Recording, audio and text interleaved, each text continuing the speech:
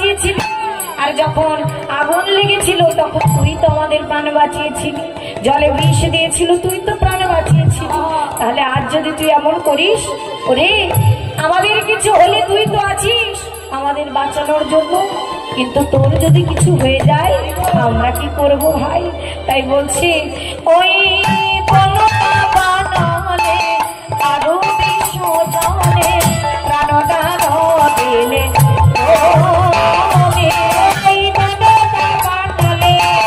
আরো বিশ্বজলে প্রাণদান দিলে বলি সে ধারো শুনিব, যে বলিবি তাহাই করিব আমি।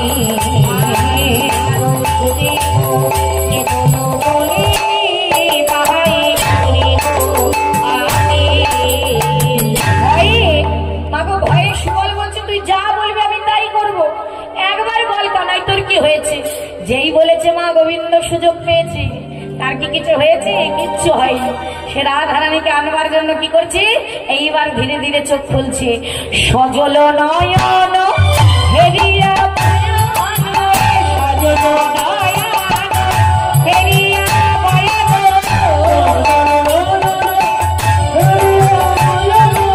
আজ পরানো কেমন করে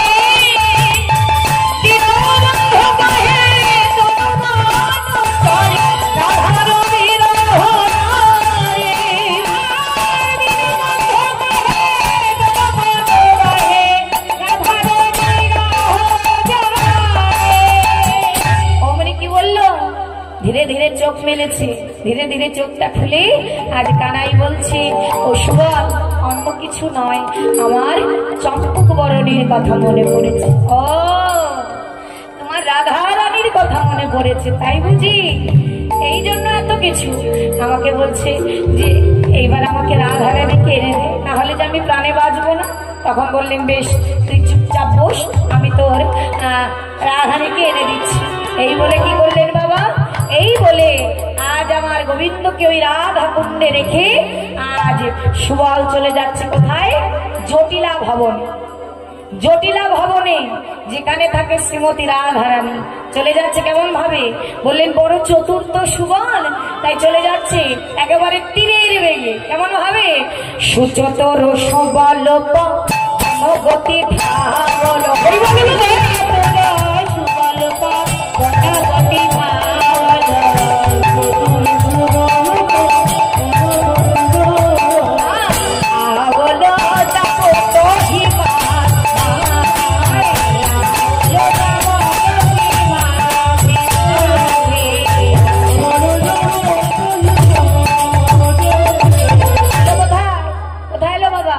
সুবল ছুটতে ছুটতে দৌড়াতে দৌড়াতে ওগো জটিলা কো মন্দির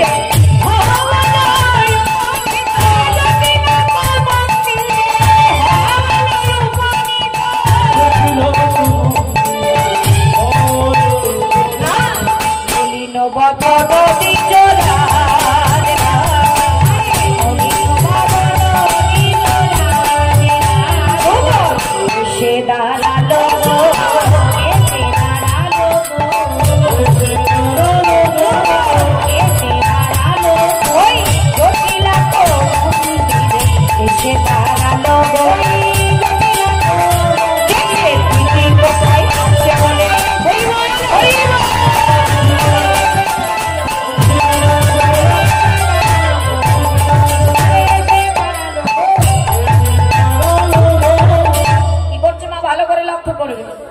যদি কারো বাড়িতে কেউ যেতে ভয় পায় তাহলে কি করে মা, ওই বাইরে থেকে দাঁড়িয়ে দাঁড়িয়ে উঁকি মারে যদি কোনো কাজ থাকে, তাই না?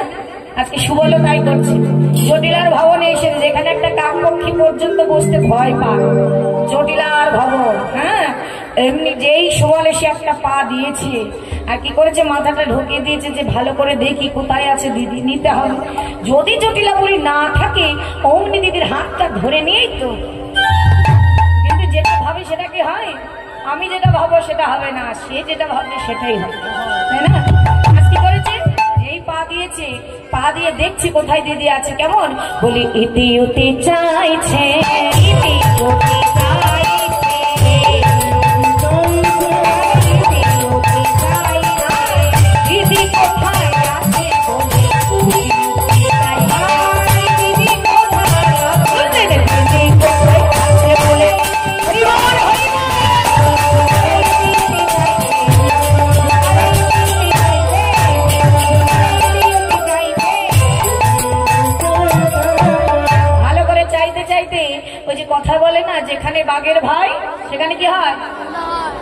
সন্ধ্যা হয়, তাই তো? আর ঠিক সুবলের সঙ্গে তাই হয়েছে বাবা, যেখানে বাঘের ভাই সেখানেই সন্ধ্যা হয়েছে। যেই এক পা দিয়েছে আর অমনি ঘর থেকে দেখবে কি, দেখবি না দেখবি ওই জটিলা বুড়ি।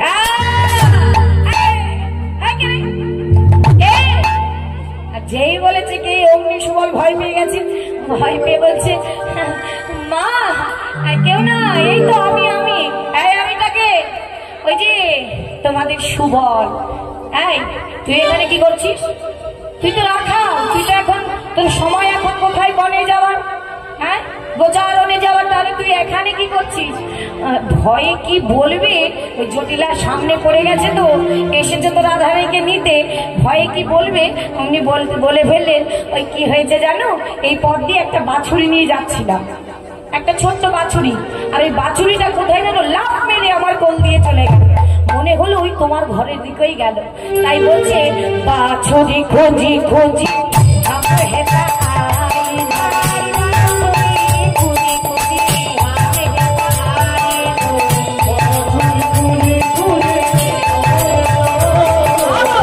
ভবিয়া ভবিয়া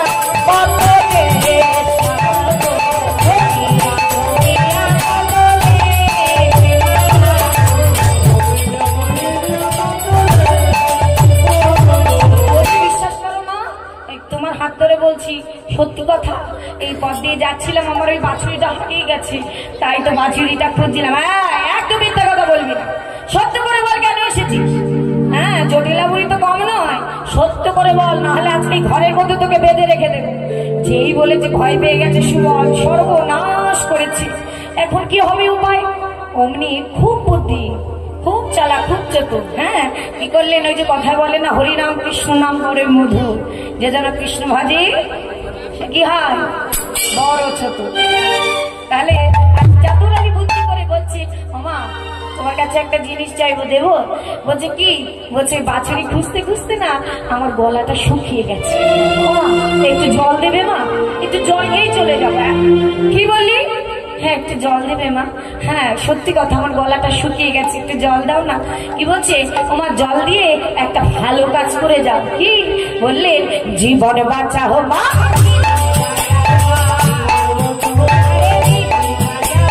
জীবন বাঁচাও মা, এই জীবন দিয়ে ওই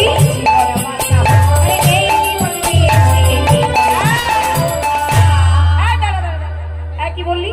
কি বললি তুই? বলছে জটিলা বুড়ি তো খুব চালা, বলছে এই জীবন দিয়ে মা ওই জীবন বাঁচাও। কার কথা বলছে বাবা? সোজাসুজি তো আর বলতে পারছি না যে রাধারানীকে দিয়ে আমার প্রাণকানের জীবনটা বাঁচাও, তাই বলে উঠছে, বলছে ও মা এই জীবন দিয়ে ওই জীবন বাঁচাও মা, এই জীবন দিয়ে ওই জীবন বাঁচাও মা। কার জীবন দিয়ে বাঁচাবো? বলছে কারো না, এই যে আমাকে একটু জল দিয়ে আমার জীবনটা বাঁচিয়ে দাও। এই কথা। তখন বলছে এমন কিছু চেয়ে বসলে আর কিছু করার নেই। কেন? জল চাইলে যত বড় শত্রু হোক তাকে দিতেই হবে, কি তাই তোমার? জল না দিলে হয়? ঘরের দুয়ারে এসে বলছে আমাকে জল দাও, তাই ঠিক আছে গেল তারা শোন এই জল খাবি চলে যাবে, মনে থাকে যেন, কারণ জানে তো যে রাখাল ওর সঙ্গে কারা থাকে, ওই যে কানাই। হ্যাঁ তাই যার কথা শুনে আমার বউ পাগল হয়ে যায়। হ্যাঁ তাই বলছে এই দরজার বাইরে দাঁড়িয়ে থাকবি, আমি যাব জল আনবো, খাবি চলে যাবে। ঠিক আছে ঠিক আছে তুমি চিন্তা করো না। এই বলে যেই জটিলা ঘুরে যাবে, যেই যেতে যাবে তার মাথায় সর্বনাশ। সুবল বলছি এটা আমি কি করে ফেললাম? জটিলা বুড়ি যদি জল এনে দেয় তাহলে জল খেয়েই তো আমাকে চলে যেতে হবে।